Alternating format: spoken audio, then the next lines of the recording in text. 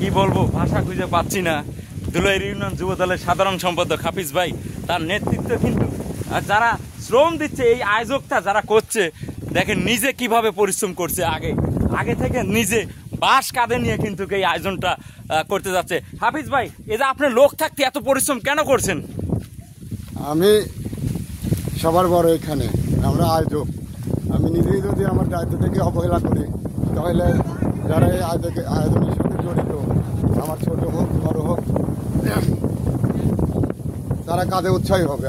এজন্য আমি নিজেই সবার আগে কাজে নেমেছি, যাতে এই নৌকা প্রতিযোগিতার যে মাঠ তৈরি করতে হবে, এখানে আপনি দেখতে পাচ্ছেন কচুরি পানা এসে ভরে যাচ্ছে, কচুরিটা আটকাতে হবে।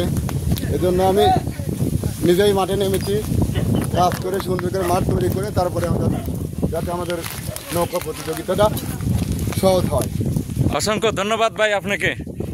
বিশেষ করে দেখেন সবাই কিন্তু পরিশ্রম কাকে বলে, দেখেন এখানে কিন্তু মামুন ভাই দেখেন একদম সমন্বয়ক, তিনিও কিন্তু তার কাঁধেও কিন্তু বাস। আমরা কাজ করতে আসছি, উদ্দেশ্য হলো আমরা কাজকে ভালোবাসেন, সেই জন্য উদ্দেশ্য আমার কাজ এলাকার মানুষ দেওয়ার জন্য, বিনোদন দেওয়ার জন্য। আরাফাত রহমান স্মৃতি স্মরণে আমরা একটা নৌকা বাইচ প্রতিযোগিতার আয়োজন করতে যাচ্ছি। আগামী বৃহস্পতিবার থেকে এই নতুন পাড়া বারোয়ানি ক্যানালে বিশাল এক নৌকা বাইচ প্রতিযোগিতা অনুষ্ঠিত হতে যাচ্ছে। এখানে সবাই আমন্ত্রিত, এবং এই প্রতিযোগিতাটা যাতে সুষ্ঠু এবং সুন্দরভাবে শেষ হয়, সেজন্য আমি আমাদের ধুলাইড় ইউনিয়নের 22 গ্রামের সবার সহায়তা এবং দোয়া কামনা করছি। এবং যারা সোনালী টিভির মাধ্যমে এই ভিডিওটা দেখবে, সবাইকে আমি ধুলাইড় ইউনিয়ন বিএনপির পক্ষ থেকে আমাদের প্রতিযোগিতা আসার জন্য আমন্ত্রণ জানাচ্ছি।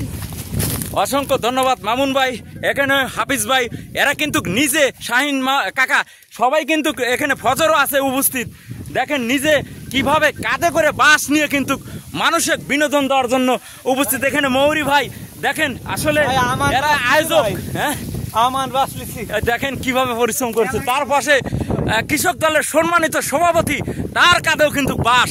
একটি আশ্চর্য বিষয় ভাই, এত সুন্দর আয়োজন কিভাবে করছেন আপনারা? নিজে এভাবে পরিশ্রম করছেন কেন?